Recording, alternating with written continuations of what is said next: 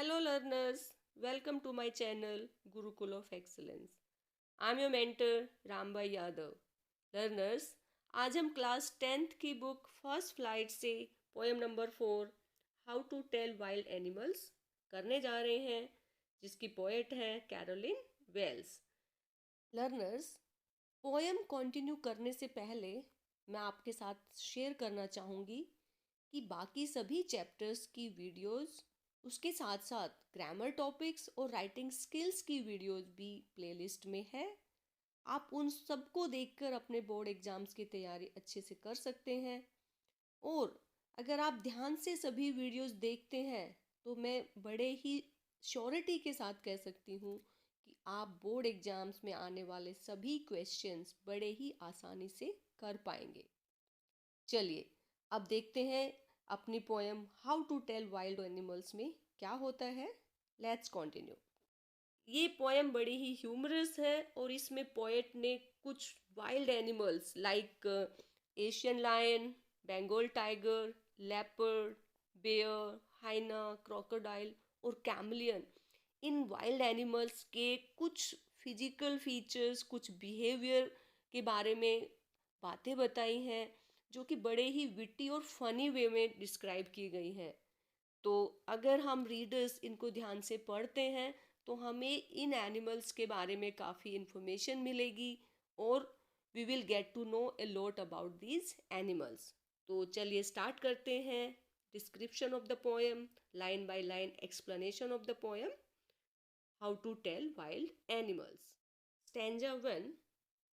If ever you should go by chance to jungles in the east, and if there should to you advance a large and tawny beast, if he roars at you as you are dying, you will know it is the Asian lion.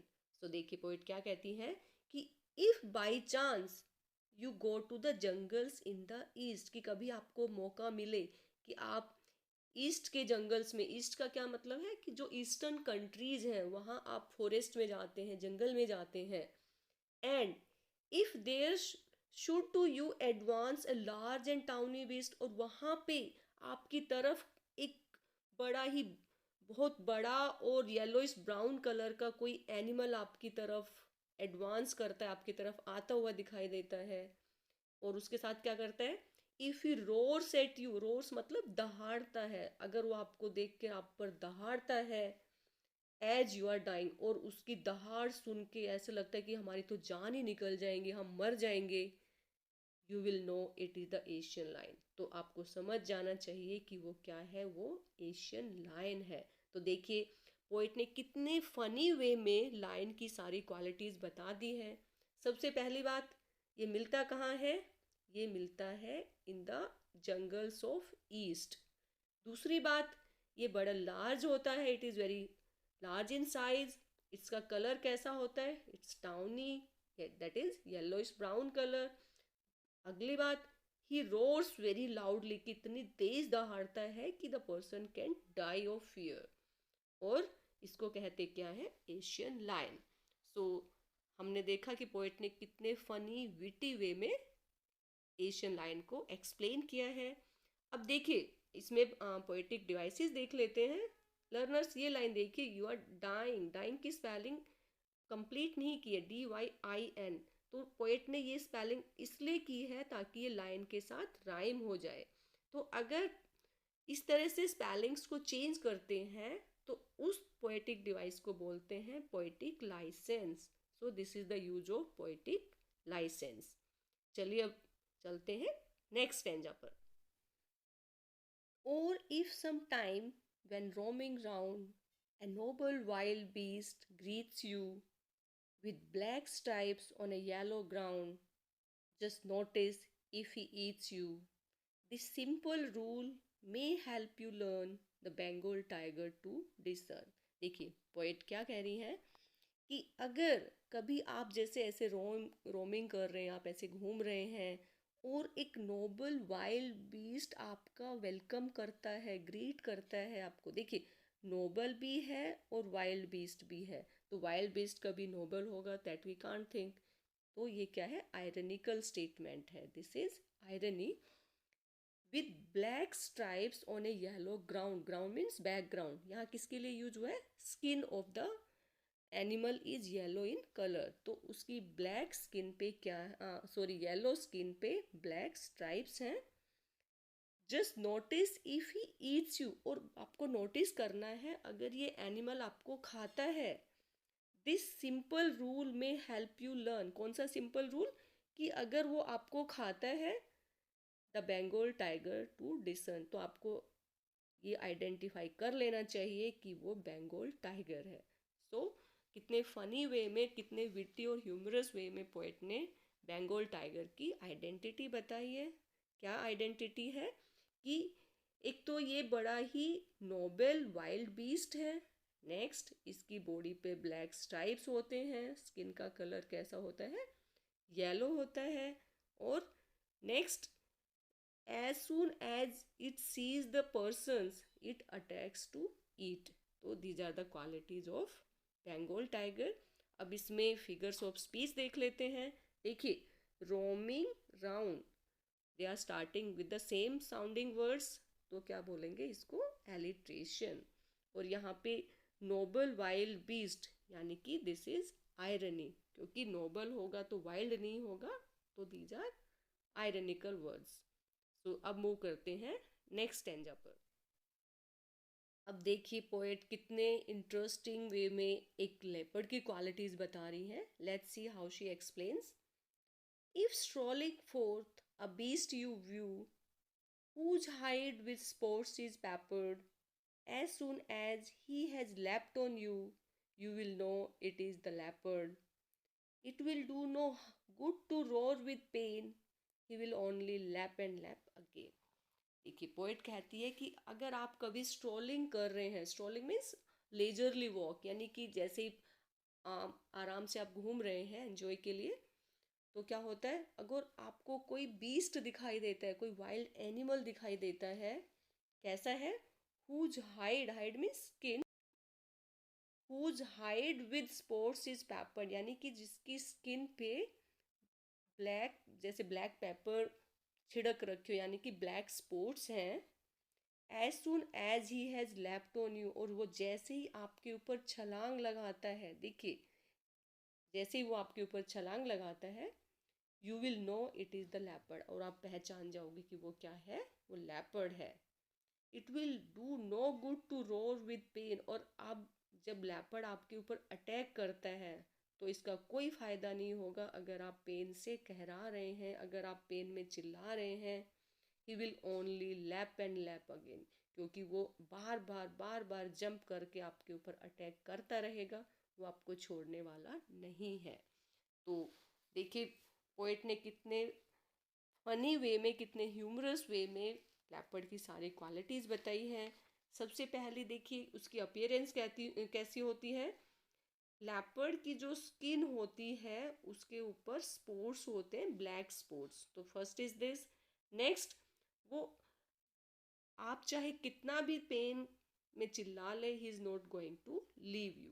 तो this is the other quality कि leopard कभी भी अपने शिकार को छोड़ता नहीं है, चाहे वो कितना भी चिल्लाए, कितना भी शोर मचाए. चलिए अब देखते हैं इस स्टैंजा में कौन कौन से पोएटिक डिवाइसेस यूज हुए हैं. देखिए, he has, same sounding word साथ साथ आ रहे हैं, तो दिस इज एलिट्रेशन. और इसी तरह से it is, they are also beginning with same sound, so this is also alliteration. अब देखिए यहाँ पे लेफ्ट और यहाँ पे लैप, तो यहाँ पे लेफ्ट नहीं है, यहाँ पे LEAPT होती है लेफ्ट की स्पेलिंग, ये स्पेलिंग नहीं होती. इसी तरह LEP ये लीप है जो कि लैप लिखी है. पोएट ने ये स्पेलिंग्स इसलिए चेंज की है ताकि जो ये फर्स्ट सिलेबल लेपर्ड का है, ये लैप, इसको लैप बोलते हैं, तो ताकि ये भी सेम साउंडिंग लगे और इसमें स्पेशल पोएटिक इफेक्ट आए, स्पेशल म्यूजिकल इफेक्ट आए. That's why the poet has change the spellings. तो this is poetic license. Now let's move on to the next. चलिए लर्नर्स, अब देखते हैं कि पोएट एक बेयर को कैसे एक्सप्लेन करती है in her funny and witty way. If when you are walking round your yard you meet a creature there who hugs you very very hard, be sure it is a bear. If you have any doubts, I guess he will give you just one more caress. देखिए, अगर आप कभी अपने yard में walking कर रहे हैं और आप किसी क्रीचर से वहाँ मिलते हैं, कैसा क्रीचर है? Who hugs you very very hard, जो आपको बड़े टाइटली हग करता है, बड़े अच्छे से हग करता है, be sure it is a bear. तो आपको पहचान जाना चाहिए कि ये कौन सा एनिमल है, ये बेयर है। If you have any doubts, और अगर आपको लगता है कि ये कोई दूसरा एनिमल तो नहीं, आपको कोई डाउट हो जाता है अगर आपको, तो I guess he will give you just one more caress. Caress means क्या होते हैं? Gentle loving touch. ये एक और जेंटल लविंग टच देगा। देखिए, यहाँ पे जो बेयर हग होती है ये एक बड़ी फेमस है, यानी कि वेरी टाइटली हग करना। तो अगर आप अपने यार्ड में कभी मूव कर रहे हैं और कोई एनिमल आपको हग करता है, जो कि वेरी हार्ड हग होती है, ये कहते हैं कि अगर एक बेयर किसी एनिमल को हग कर देता है तो वो तब तक उसको हग करता रहता है जब तक उसकी सांस ना निकल जाए, तब तक कि एनिमल मर ना जाए। He will give you just one more caress, कि अगर आप जिंदा रह गए, आपको कोई डाउट है, तो वो एक इतना स्ट्रॉन्ग हक देगा कि you will not be able to survive. तो यहाँ पे केयरस, जिसका मीनिंग होता है जेंटल लविंग टच, ये आयरनिकल यूज है। ये फिगर ऑफ स्पीच क्या है? आयरनी, क्योंकि उसकी जो हग होती है that is very strong, that can kill the person. तो दिस इज आयरनिकल यूज।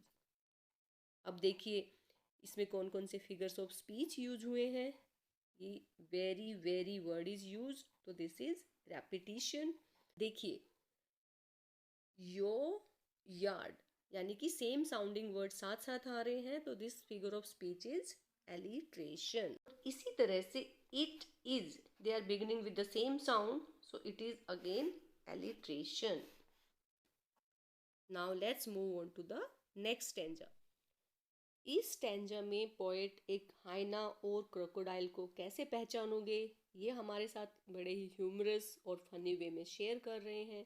चलिए देखते हैं। Though to distinguish beast of prey, a novice might nonplus, the crocodile you always may tell from the hyena thus, hyenas come with merry smiles, but if they weep they are crocodiles। तो poet कहते हैं कि though to distinguish beast of prey, कि ये जो दोनों हैं क्या है? बीस्ट ऑफ प्रे हैं। बीस्ट ऑफ प्रे क्या होते हैं? जो दूसरे एनिमल्स का शिकार करते हैं, कि दोनों दूसरे एनिमल्स को हंट करते हैं, उनको अपना शिकार बनाते हैं। तो इन दोनों को डिफ्रेंशिएट करने में, डिस्टिंग्विश करने में, ए नविस माइट नन प्लस, कि एक जो पर्सन जो कि किसी जॉब में नया नया आया है, वो क्या हो सकता है? Nonplus. Nonplus means confuse हो सकता है। देखते हैं, तो पोएट ट्रिक बता रहे हैं कि आप कैसे क्या देखें जिससे आप कंफ्यूज ना होए।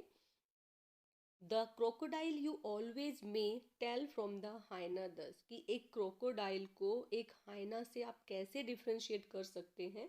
देखिए, hyenas come with merry smiles, कि जब अपने बीस्ट ऑफ प्रे को जब ये मार देते हैं और उसके बाद जब उसको स्वेलो करते हैं, उनको गोबल करते हैं, तो जो हाइना ऐसा करती है तो उसके फेस पे एक चीयरफुल स्माइल होती है, यानी उसके जो एक्सप्रेशंस बनते हैं फेस के, तो ऐसा लगता है कि इट इज़ स्माइलिंग।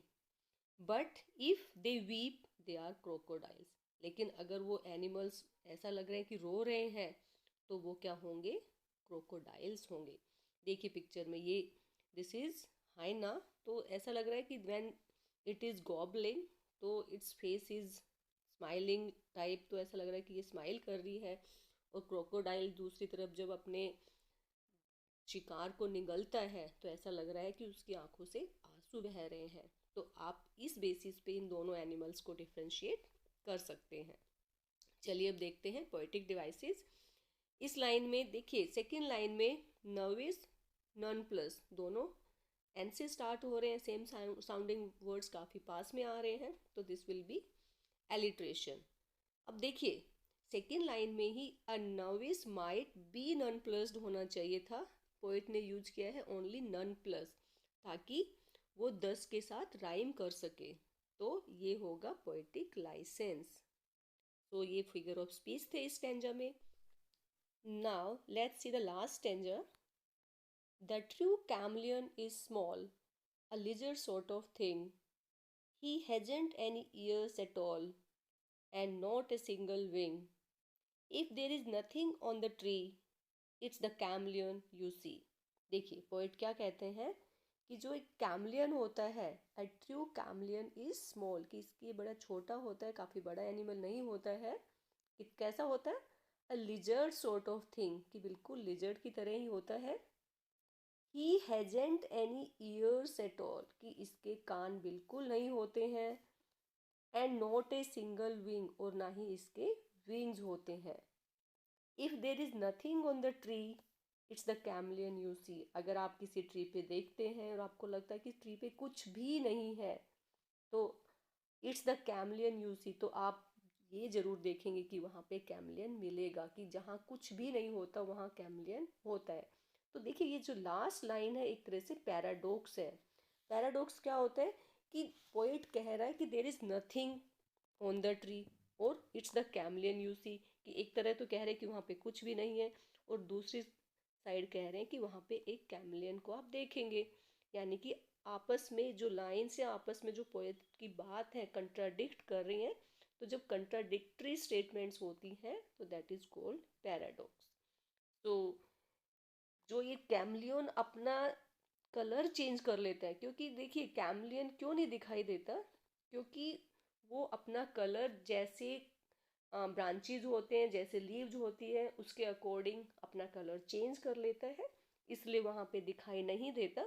तो यहाँ पे पोएट ये कहना चाहते हैं कि क्योंकि कैमलियन अपना कलर चेंज कर लेता है, और ये चेंज करने की क्वालिटी जो होती है कैमलियन की, दैट इज कॉल्ड कैमोफ्लेज। तो इस फीचर की वजह से वह दिखाई नहीं देता है। अब चलिए देखते हैं कि इस पोएम में पोएटिक डिवाइसेस क्या क्या यूज हुए हैं। देखिए he has, same sounding word साथ साथ आ रहे हैं, दिस इज एलिट्रेशन। तो ये हो जाएगा एलिट्रेशन। देखिए he hasn't any ears at all, तो यहाँ पे ही किसके लिए यूज हुआ है? ही यूज हुआ है कैमलियन के लिए, और कैमलियन एक एनिमल है। और जैसा कि हम जानते हैं कि एनिमल्स के लिए इट प्रोनाउन का यूज होता है, ही पर्सन्स के लिए यूज किया जाता है। तो यहाँ पे इस तरह से अगर प्रोनाउन ह्यूमन बीइंग वाला यूज हुआ है एनिमल्स के लिए, तो उसको बोलते हैं personification. So this figure of speech is personification. इसी तरह से देखिए इस स्टैंजा में यहाँ बेयर के लिए he'll give you just one more caress, तो he is use for bear, this is also personification. इसी तरह से ये लैपर्ड वाले स्टैंजा में देखिए he'll only leap and leap again, this is also personification. और इसी तरह से देखिए फर्स्ट स्टैंजा में if he roars, he is use for the lion.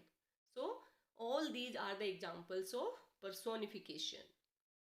अब हम देखते हैं कि इस पोएम की राइम स्कीम क्या है। देखिए इसी स्टैंजा की देखते हैं। स्मॉल, इसको हम ए मान लेते हैं। थिंग इससे डिफरेंट है, बी हो जाएगी। ऑल जस्ट लाइक ए है, ए हो जाएगी। विंग थिंग की तरह है, बी हो जाएगी।